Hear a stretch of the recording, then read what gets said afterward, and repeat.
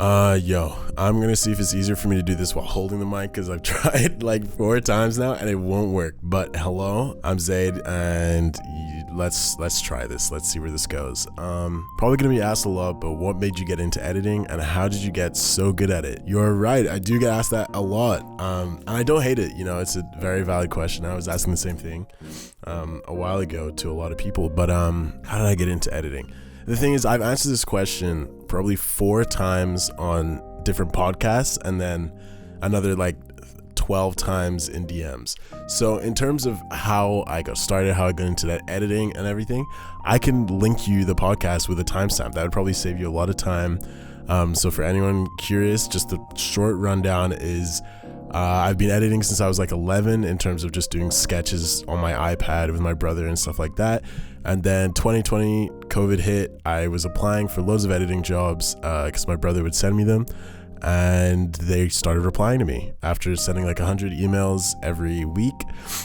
People started actually replying, and they would say, yeah, you can do this, or no, you're not ready for the job, or whatever. And I just kept taking all the jobs and doing all the jobs that would agree to me, and obviously not doing the ones that rejected my ass.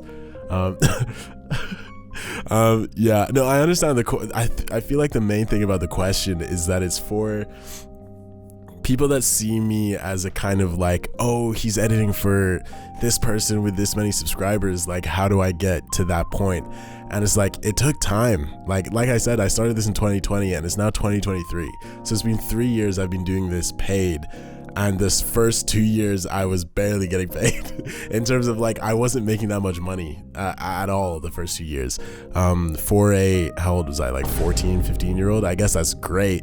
But for me now, in terms of living, if I wanted to live on it, I couldn't have lived with what I was making back then. So I acknowledge I'm very privileged. But the part that I did want to talk about, how did you get so good at it? Purely just trial and error and failing a lot. Like a lot of it was error. If you look at my oldest videos, you'll see color correction problems, audio boosting problems. Sorry, that was a cheap joke. But yeah, I had audio problems, there was color correction problems, there was glitches in Premiere, I had tracking problems, I had subtitle problems, everything. But after every problem I had, if I saw a comment that mentioned it, or I saw an editor that would bring it up, or if I just looked at it and it was like, I don't want this to look like this anymore, I just Googled it and I found out how to fix it. Or I would try new things and see how that turns out. Everything I've done, you can also do. You know, we all have access to the same YouTube, the same Google, the same everything. So you know, you've got no excuse. But I do understand it's time consuming. You know, it's not like I woke up and I was able to edit everything I did. I've been doing this for years, and my style has changed a lot over the years. First videos I did were direct No Good Davis copies. He's an editor. He used to edit for Lily Pichu, and I would copy his subtitles, the way he did his zooms, his transitions. I was like, this is so cool, let me do that. I'd obviously try and add my own twist, but some of them were basically, I'd ask him for the font, and if he didn't answer, I would find the font myself and then try and do it. Similarly with Prezzo, like a year later, my first 4 videos for CodyKo are basically Prezzo copies from cold ones. At least I tried.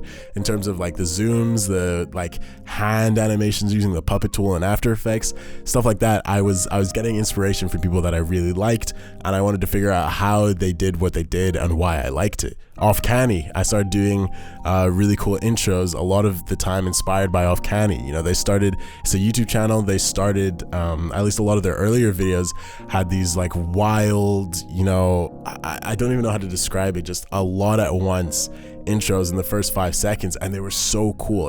It seemed like so much editing at once. Now I'm looking back, I can try my best to do some of the stuff they do, but it wasn't necessarily what they did that was so impressive to me. It was how they thought to do it. You know, they show tracking markers in the video, tracking a car with their logo on the tire of the car. Like, why you would think to do that was so cool to me, and then for you to think that and then actually do it, even cooler. But yeah, in terms of how did I get so good at it, practice, trial and error, a lot of fails. I wasn't born good at it. I tried stuff, some of it worked, some of it didn't. The stuff that worked, I do more. The stuff that didn't, I do better the next time. Thank you for the question. Has Cody made you a billionaire? No. If I was a billionaire, then why would I be doing this? No, I'm playing. I mean, I probably still would be I like to think I would still be editing, even if I was a billionaire. I don't know if I'd necessarily be working for Cody though. I probably wouldn't be working for anyone. I'd be doing my own stuff more, because I could self-fund it regardless of if it pays off or not. But no, I'm not a billionaire. I'll do one more editing one. Is there a way to practice editing even if you have no ongoing projects or ideas to work on at the moment? Yeah, you could take old edits that you've done and redo them better. If you've got no new footage from a client, you don't have the time to record your own or take some from online or whatever it is, the person asking this, it sounds like you are an editor or you've been doing it enough to say ongoing, so you do have projects. I'd say find old videos you have. If you still have the Premiere files, then take them, edit them again, but better. If there's an effect you think was all right but it didn't pay off, or there was an effect you wanted to do that you didn't have time to do, go and do it. Now you have the time to do it if you don't have any ongoing projects. Yeah, I think that's the best way I can answer that. I'm sorry. Okay, so those are the editing questions for this episode. If you're not interested in the rest, I guess click off. I don't know. The rest is fun though. I like talking about the rest. The rest is more personal stuff, so it's not just Cody, this person. I love editing. No, that was mean. What the hell? My bad. I'm sorry. Okay, not sure if you're out of college yet, but if you are you planning on pursuing a career in mechanical and electrical engineering, or are you going to pursue the editing route for now? So the reason this person asked that question is because for those of you who aren't in my Discord, join my Discord, but I've mentioned in my Discord that I was a mechanical and electrical engineering student. Wow, yeah, but I am now a college dropout. Woo! Yeah, my mom, yeah, she doesn't talk to me anymore, but no, I need to stop joking about that. I'm sorry. My mom is still here. Thank you. I'm sorry to those of you that do not have that privilege. Anyway, oh, I gotta stop this bad. Okay, so I'm not doing engineering, and I never planned to. Honestly, I was doing it because I got good grades in physics and math, and I was like, I guess this is what people that are good at physics and math do. So I'll apply for that. I got into the schools. I was kind of a nerd, to be honest. I was one of those like sweaty all A students that like I was disappointed if I got a low A or like a high B. I was very, very disappointed.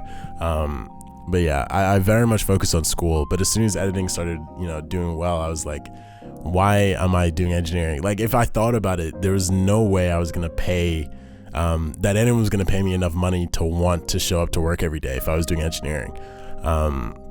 So I am very fortunate that I am privileged enough to get out of that, because it was stressful and depressing. I was editing while doing college for almost 2 years, and it was the worst 2 years probably of my life. I would wake up, study, work, finish a video, have a tight deadline, then go back to studying, then go to the library. I have class, I have projects due. It was exhausting. I couldn't see any of my friends because I wouldn't have time to. I would try to party every week in terms of like, I used to do football at college, not the way Americans are. It was, football in the broad sense of football. I was not good. I was not that good at football. I was maybe all right in the first season, but anyway, I kind of suck at that. But anyway, I tried my best to balance everything, including seeing my family, because my college, I'm not in the same place I grew up in for college, so I'd have to drive or get a train or bus back home to see my family, and then trying to balance all of this, it was too much. It was actually exhausting in every sense of the word. But now I'm free. It was hard to get here, a lot of convincing of the parents, and didn't really end up convincing them anyway, and I just left. But fortunately, I'm now free, and I'm doing the editor route for now. Long term, obviously my own content, that's I assume a lot of people's goals for this, but yeah, I am free of that now. Thank you very much. Last question. Hello Zade, what's your favorite type of sandwich and why? I'm experimenting with different sandwiches now, so I want to get multiple people's input on the matter. Thanks and good luck with this new format. From Jam Fam. Thank you very much, Jam Fam. I appreciate the question, and I'm gonna say peanut butter and honey. Honey? What? I know, it's crazy, but honey and peanut butter go so well together, and sometimes I had bacon in there too. Just three is it slices, 3 streaks, 3 wedges, three bacons. I put 3 bacons on a sandwich with peanut butter, drizzle some honey on top. I'm telling you, it's great. or I'm gaslighting you and it's awful and I want to see how many people try it. You'll never know. If you guys try it, tell me. If you don't, tell me. That's great. But this was actually a lot more fun. I've tried this like 3 times with the mic on a stand. I just kept doing this. So I tried when I was, I was doing this voice, and I guess I'm still doing this voice now, but I have to be entertaining. Wow. But yeah, anyway, I hope you enjoyed this. If you have any questions, I'll leave the forum link in the below.